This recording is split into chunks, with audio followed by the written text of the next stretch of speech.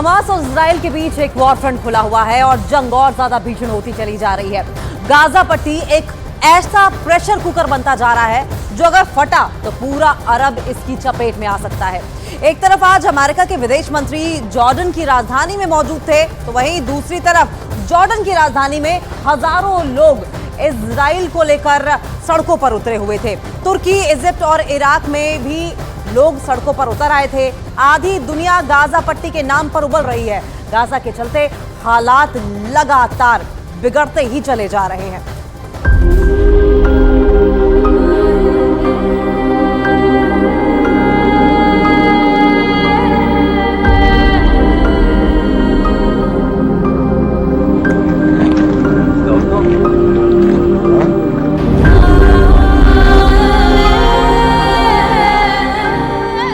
Gaza में पानी खत्म हो रहा है।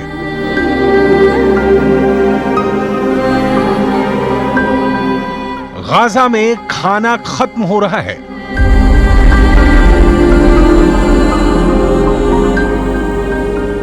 गाजा में गैस खत्म हो रही है।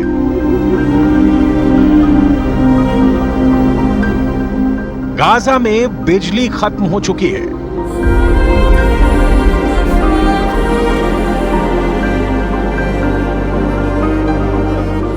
गाजा में अस्पतालों की हिम्मत टूट रही है।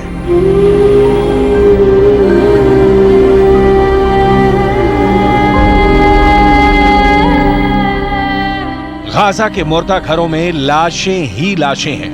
गाजा एक ऐसा नरक बन चुका है जिसमें 20 लाख से ज्यादा लोग बेचैन, बदहवास और परेशान हैं।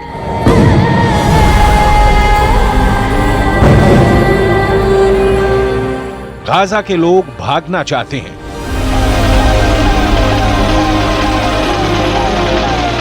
लेकिन आखिर भाग कर जाएं कहां?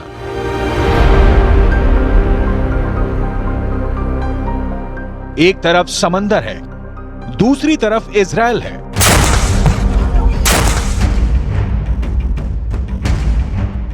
और तीसरी तरफ इजिप्ट है, जिसने अपनी सीमाओं को बेहद सख्ती से बंद कर दिया है।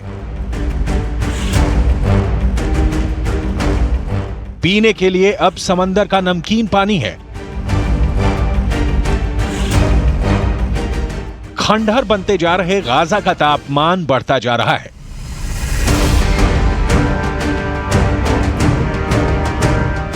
हर एक छत हर एक दिन बीतने के साथ तबाह हो रही है।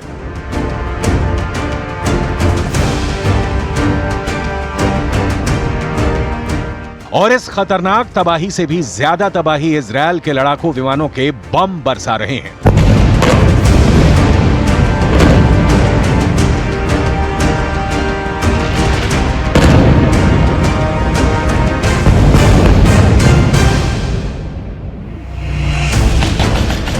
इन सबके बीच वेस्ट एशिया के अंदर इजराइल ने तूफान मचा दिया है। इजराइल डिफेंस फोर्स बहुत ज्यादा एग्रेसिव मोड में आ चुकी है। गाजा पर हमले के लिए टैंकों की सेना तैयार हो चुकी है। इजराइल के उत्तर में लेबनान की सीमा पर हिजबुल्लाह पर भी इजराइल डिफेंस फोर्स कहर बरपा रही है।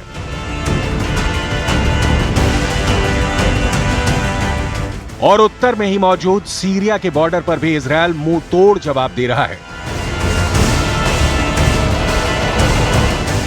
इजराइल इतना उग्र हो चुका है कि जैसे ये खबर आई कि ईरान के विदेश मंत्री सीरिया में दौरा करने वाले हैं, वैसे ही दमिश्क और एलेप्पो के हवाई अड्डों पर इजराइल ने बम बरसा दिया और इन हवाई अड्डों को ही तबाह कर दिया। इसका मकसद साफ है कि ईरान के जरिए हवाई जहाज से हथियारों के कार्गो विमान सीरिया में उतर ही ना सके।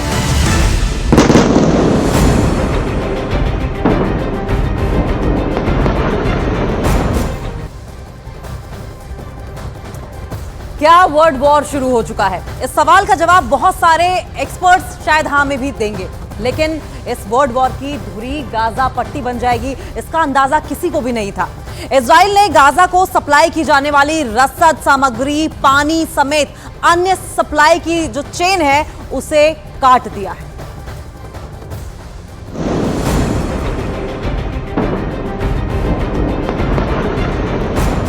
फिलिस्तीन के अरबी भाषा के अखबारों के मुताबिक गाजा में दवा की कमी 44% हो चुकी है। गाजा में बिजली की कमी 80% हो चुकी है। गाजा के अंदर 20% बिजली अभी तक जनरेटर से पैदा हो रही थी, लेकिन ईंधन की कमी की वजह से अब जनरेटर भी बंद होने लगे हैं और इसकी वजह से गाजा के अस्पतालों में इलाज में भी दिक्कत आ रही है, क्योंकि वहां बिजली की आपूर्ति में कठिनाई हो रही है। गाजा के अस्पतालों में नाकेबंदी की वजह से चिकित्सा उपकरणों की कमी 33% तक हो चुकी है। अस्पतालों के ब्लड बैंक में खून तेजी से खत्म हो रहा है। अब सवाल ये उठता है कि आखिर गाजा में मौजूद 20 लाख से ज्यादा लोग क्या करेंगे। जाहिर सी बात है कि इजिप्ट की सरकार की तरफ से कूटनीतिक बयान ये आया है कि लोग गाजा पट्टी को नहीं छोड़ें, क्योंकि अगर गाजा खाली हो गया तो इजराइल जमीन पर कब्जा कर लेगा और फिर उनको वो जमीन वापस नहीं मिल पाएगी।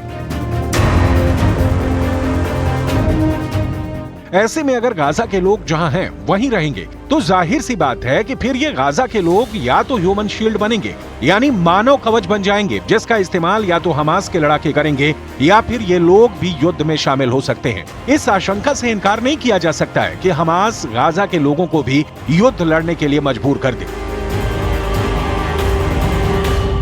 मैं इस वक्त इजराइल के जेरौत में हूँ। दरअसल खून इजराइल में भी बह रहा है और गाजा में भी, लेकिन असल खूनी खेल तब खेला जाएगा जब इजराइल की सेना गाजा शहर में पहुंचेगी और वहां दोनों पक्षों की तरफ से शहरी युद्ध होगा, यानी गुरिल्ला वॉर होगा गाजा शहर के शहरी इमारतों में। दूसरे विश्व युद्ध में ऐसा ही रूस के अंदर लेनिनग्राद और बर्लिन में भी हुआ था। ये एक अर्बन वॉरफेयर था जिसमें लेनिनग्राद और बर्लिन के अंदर इमारतों के अंदर से खूनी जंग लड़ी जा रही थी।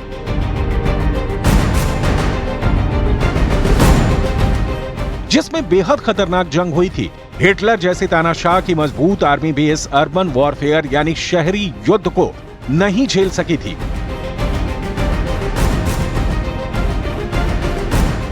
और कुछ ऐसा ही युद्ध अब गाजा के अंदर होने जा रहा है।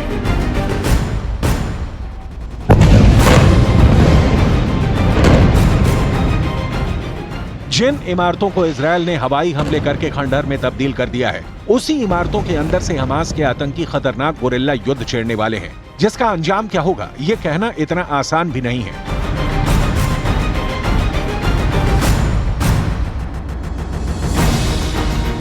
फिलहाल स्थिति यह है कि इजरायल की फोर्स इंतजार करेगी कि जब तक गाजा के अंदर बिजली, पानी और खाने की कमी से हाहाकार न मच जाए। हमास के आतंकियों को भूखा ही मार देना इजरायल की पहली स्ट्रेटजी है। इसीलिए गाजा के बॉर्डर पर सेनाएं खड़ी हैं और तब तक युद्ध शुरू नहीं करेंगी जब तक मोसाद के एजेंट उनको दुश्मन की सही जानकारी न मुहैया करवा दें। और इसीलिए ये युद्ध अभी लंबा खींचेगा, क्योंकि गाजा के अंदर घुसकर वहां सुरंगों में घुसे आतंकियों के जाल में फंस जाने का डर भी इजरायल को है। यही वजह है कि इजरायल एक एक कदम फूंक फूंक कर रख रहा है। इजरायल इस बात को समझ चुका है कि गाजा की लड़ाई कठिन है, इसलिए इजरायल ने अपनी आर्मी की फुल स्ट्रेंथ बुला ली है। इजरायल की आर्मी में दो तरह के सैनिक हैं। पहले सैनिक इजरायल की एक्टिव आर्मी और दूसरे सैनिक हैं इजरायल की रिजर्व आर्मी। इजरायल के अंदर 50 साल से कम उम्र के लोग रिजर्व आर्मी के सदस्य होते हैं। सामान्य परिस्थितियों में इनमें से ये रिजर्व आर्मी साल में एक बार इजरायल के रक्षा मंत्रालय को रिपोर्ट करती है, लेकिन अब इजरायल ने अपनी 3/4 रिजर्व फोर्स को बुला लिया है। यानी इजरायल की 3,60,000 की रिजर्व आर्मी और इजरायल की 1,50,000 की एक्टिव आर्मी को मिलाकर इजरायल कुल 5,10,000 सैनिक बुला चुका है।